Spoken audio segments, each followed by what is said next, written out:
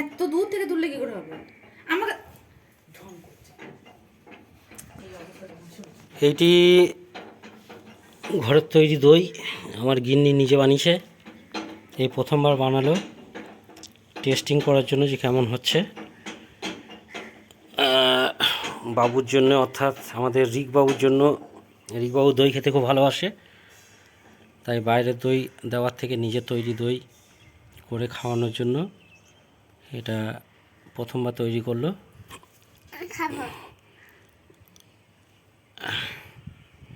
প্রথমবার তৈরি করলো, দেখা যাক কেমন হয়েছে।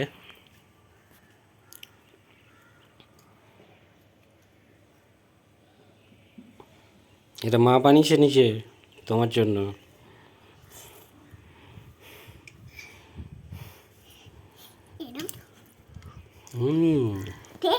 টেস্টি।